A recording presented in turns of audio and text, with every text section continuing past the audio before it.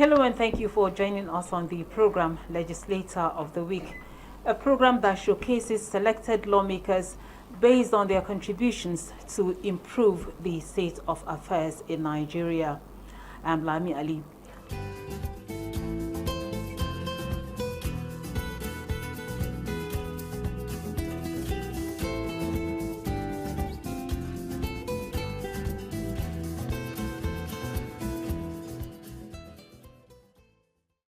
On this episode of the program, we're going to be talking safety on highways with reference to articulated vehicles, which due to accidents lead to huge loss of lives and property. The Senate recently passed a bill for second reading to regulate the activities of articulated vehicles on Nigerian roads. And today our feature on the program is the senator that sponsored that bill. He's none other than Senator Babangida Hussaini, the senator representing Jigawa Northwest in the 10th Senate. Distinguished, thank you for joining us on the program. Thank you very much. Thank you for having me. Now, before we delve into the conversation, we're going to give you a brief profile on Senator Babangida Hussaini.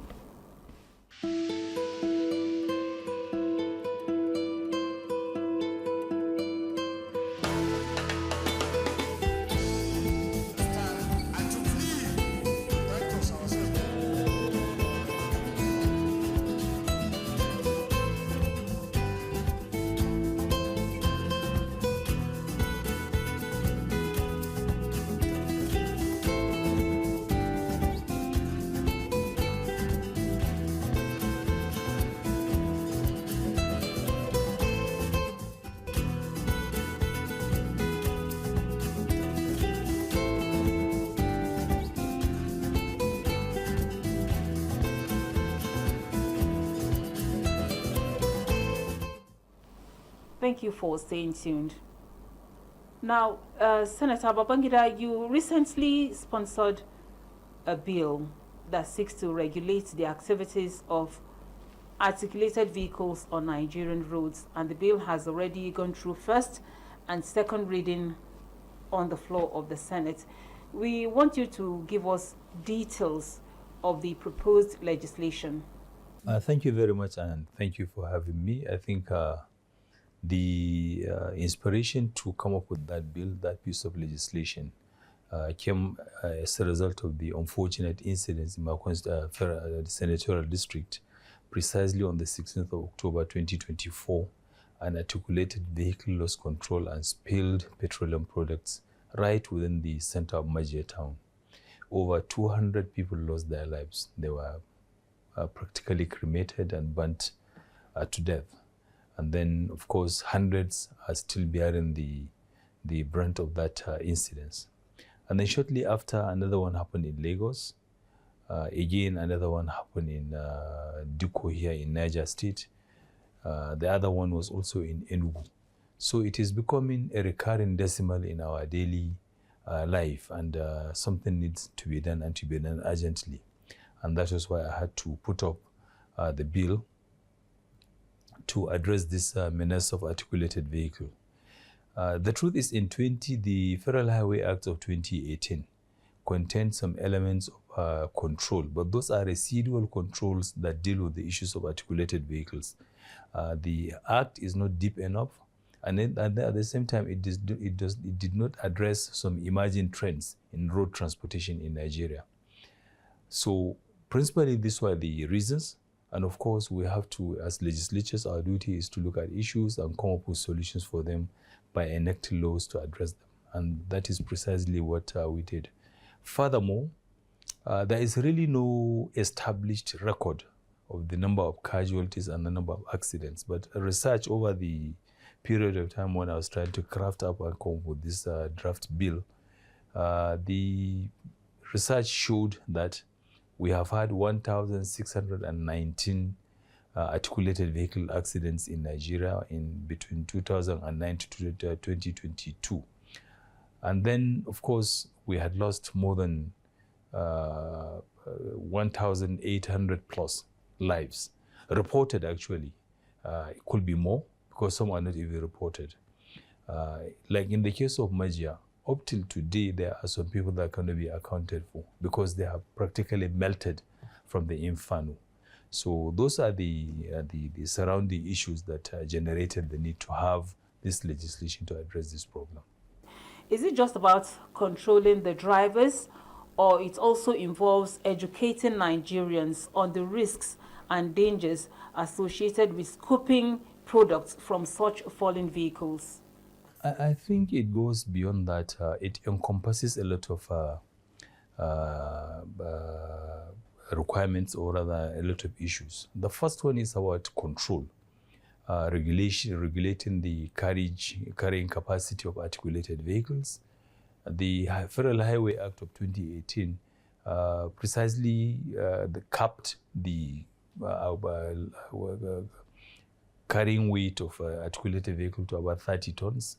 But today you see tankers, petroleum tankers, taking up to 90,000 liters on our highways. It also provided for some specific requirements in terms of the axle load, in terms of the conditions of the vehicles, but it didn't go far deeper into even looking at, because research has also shown that even mental health issues of the drivers is a factor in most of these accidents. They are overworked, they have no rest period, they have no designated resting times and resting places, and therefore they are generally overworked. Other instances, you have cases of substance abuse. If you go to our motor parks, or trailer and lorry parks, those are very fertile grounds for the hard drug and substance abuse. So all of these are encompassed in the proposed legislation. Additionally, again, we have also looked at the issue of fleet managers. That's high value fleet managers, like the cement companies, like the petroleum Nupeng, NARTO, all of those, NURTW, all of those are brought together under one umbrella to have a common standard that is applicable in Nigeria. Also, the speed limit as well. The National Highway Act prescribed 100 kilometers per hour as the maximum speed limit for all vehicles in Nigeria. But here we have a situation in which people travel as far as 160 kilometers, 180 kilometers, even articulated vehicles.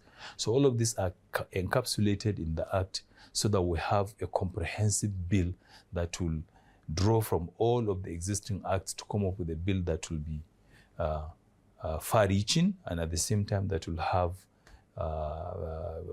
that will help us in moderating this menace on our highways.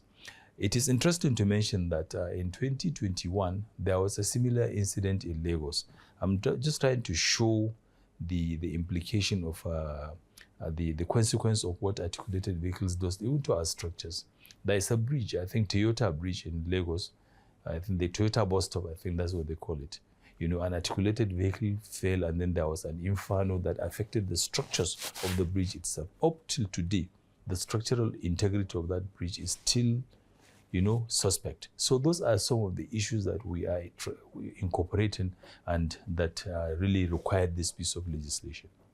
From your explanation so far, the proposed legislation is quite comprehensive. But we know that there are different categories of articulated vehicles. We have the ones that convey flammable materials, and then we have those that convey other products for use by Nigerians. Does the sanction vary on these different types of articulated vehicles when it comes to provisions that are embedded in the bill?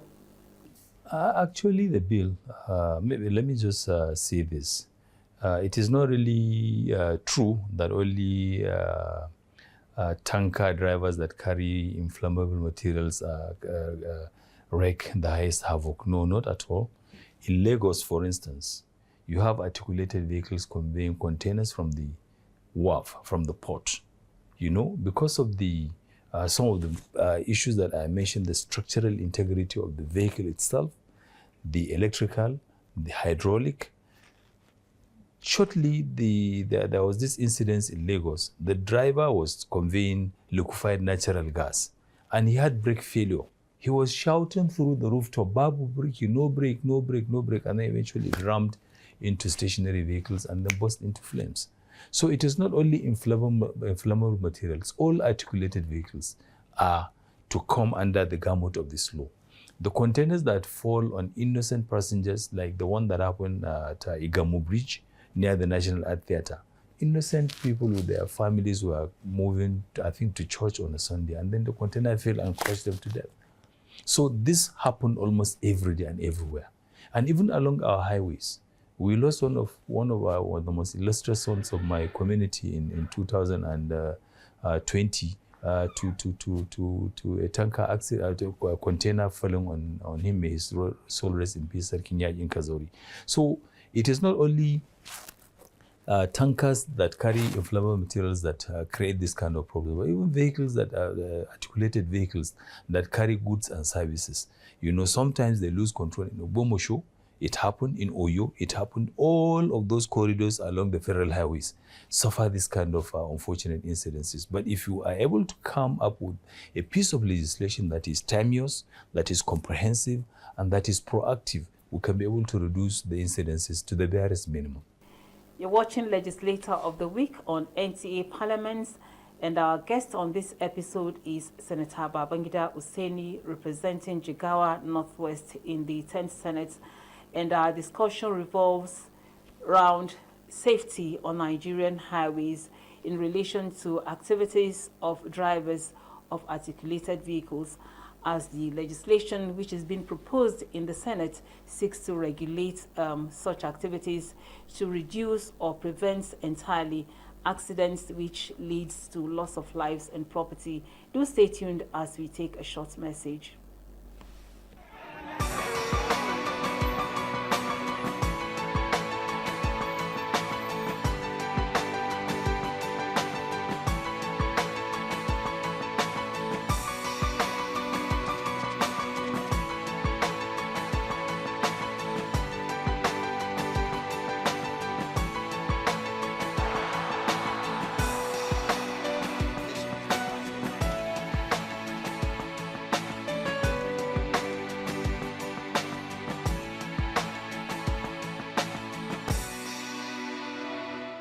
Thank you for staying tuned.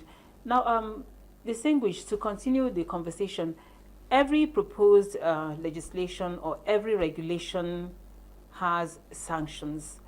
What are the sanctions that have been proposed in the bill for those found to have violated the law? Thank you very much. I think the penalty for infractions as contained in the bill ranges between, depending on the severity and the scale of the infraction. I think, but the minimum, I think, is 100,000 naira fine, and in some instances, fine and imprisonment, and in some instances, of course, discretion of the court to determine the facts before the matter and then determine the appropriate punishment. But fundamentally, I think we are far more interested in bringing about change, rational thinking, and then, of course, bringing about some level of nationalism. I give you an example. If you go to the trailer parks, at least I know functional ones. I know the one at Kaduna, Mararaban Jos. I know the one in Tafa. I know the one in Ore. I know the one, I think, in Ojota. These are car parks, trailer parks, that can serve as very good control grounds for regulatory bodies. For instance, it can be made a point to say that, look, any driver who is parking there should be subjected to drug and substance tests. Oftentimes, structural integrity tests on the condition of the vehicles. At the same time, those are places that you can actually monitor, gather information, gather data, and data for planning purposes and even for budgeting purposes. Even the condition of the roads. When you have unregulated access to roads, people just using the road as they pleases, then of course you will continue to have issues. And why spending so much on road is so painful and so worrisome, while we have other competing sectors that are waiting for attention. Education is there, health is there, water resources is there, security is there. So all of this put together is about bringing about sanity in governance, bringing about seriousness in regulatory agencies. For instance, I don't see why the Federal Road Safety Commission, through the Federal Ministry of Works and Housing, working together, cannot collaborate to concession out these trailer parks that are practically, lying and being unused. And you can actually put a lot of resting areas, facilities, police, controls within them, so that at that point you are able to determine, your planning and your control starts from there. So I think those are the issues that we are all looking and we are proposing to be captured in the legislation that we're putting in place. We're not establishing any new agency, no, not at all. It is the same agencies that are in place, the same regulatory bodies that are in place. The Minister of Works, of course, is the owner of the roads by virtue of the provisions of the Federal Highway Act of 2018 as amended. The other maintenance bodies like FEMA, the Road Safety Commission, a lot of agencies, this interagency collaboration will bring about sanity in the implementation of the Act. So we are bringing everybody on board so that we can have one robust and one single legislation that will carry everybody on board. The law is not meant for, there is no differences or categorization in the law. It is a law that seeks to establish a regulatory framework. It is a law that seeks to have one common benchmark for all articulated vehicle owners, whether fleet owners or individual owners, it doesn't matter. Now, of even greater value and of even greater benefit, as contained in the bill, is about the need to have certification, roadworthiness certification after every 6 months for every articulated vehicle. And then flowing from that, we intend to have a new economy coming up by establishing service centers on the highway corridors. And those service centers will create employment for our youth. We have a lot of mechanics that are loitering around, our young graduates coming out from the university with diploma, HND, degree in mechanical engineering, automotive technology. Those are they form the ecosystem through which we are hoping that the service centers will provide employment for them, so that every 6 months, every articulated vehicle will be subjected to critical evaluation, testing structurally, mechanically, hydraulic, electrical, and even the mental health of the driver. Those are some of the requirements as embedded in the Act. And through that, I can assure you a huge new economy will come up. Yeah, there may be some concerns here and there, it's too ambitious. We always believe for every journey, no matter how long it takes, the first step is the most important. And this bill will provide us the first step. As someone that is conversant with matters of road safety in Nigeria, being that you were before now the Chairman Senate Committee on FEMA, and you were also a former permanent secretary with the Ministry of Works, are there measures that existing regulatory bodies could take to reduce this carnage on highways before this law is passed? I will not be able to speak about the adequacy or inadequacy of the capacity or the implementation abilities of those agencies, the regulatory bodies. But what I can say, speaking as a Nigerian, not even as a lawmaker, is that something has to be done and needs to be done very fast. We are losing so many lives. We are losing a lot of properties on our highways arising from our, our kind of approach to road management and road usage. I give you an example. One of the longest route and one of the high volume cargo moving country in the world is Canada. Juxtapose the figure of their road traffic accidents against that of Nigeria. You can fact check me. You'll be shocked that it's so worrisome, because like you pointed out earlier on, our road, the condition of our roads, the mental health of our drivers, the structural condition of our vehicles, a lot of factors come into play. So the bill, like I said to you, is trying to bring about a more positive and a more futuristic plan for articulated vehicles management. Go to Nigeria. My constituency lies along the border. Every week, almost every day, you find vehicles conveying goods to our neighboring countries, some carrying as much as 150 tons on one single road. By the time they get to the border of their country, they have to stop. And then they break down the weight into maybe 10, 15, 20 tons, because they will not allow them to get into their country with that kind of ton. Why should that be happening to us? Why should that be happening to us? Because we have not been regulating our activities and the activities of articulated vehicles. Just Nigeria. You go to a village called Memuja, that's why they stop. On the border, they unpack, break the weights into allowable limit before they can move into Nigeria with it. But meanwhile, from Kano to the border, you see them carrying up to 150, 140 tons. It happens every day. It's very common. Gumel Megatari, everywhere you go in the north, it is like that. So it is about asking us to be serious about, our country, about our people, about the safety of the lives of the common man on the street. Here in Diku, even poor Almajiri who was with a small kid looking for food to eat was burned to death. A lot of Almajiris were burned to death from the accident that happened there. Innocent. Are there other options for Nigeria in terms of movement of goods from one part of the country to the other, being that the use of articulated vehicles is because of the need for that transportation of goods from one end to the other? Well, the truth is, if we have to go back to history, of course, it is the failure of the rail system that contributed heavily to the movement of goods and services by road. The safest and the best and the most economically viable option is always the rail. But the rail is still undergoing rehabilitation and reconstruction. So, of course, we have to look at it as a future opportunity. But for present, the only available opportunity is the road. And there is no harm in even moving goods and services on the road. But the most important thing is there has to be control, which is presently lacking. Oftentimes, it's because of absence of effective legislation that will deal with specific issues, like the issue of movement of goods and services at a particular time of the day, the issue of the mental health of the drivers. None of the acts that are in place has addressed that. But it is assuming a greater dimension now because, of course, the proliferation of substances, among the youth, among the society. In the past, Nigeria used to be a transit for movement of global drugs and all that. Today, we're not only a consuming nation, we're even a producing nation. And then, of course, a lot of other factors, the condition of our roads, the security issues.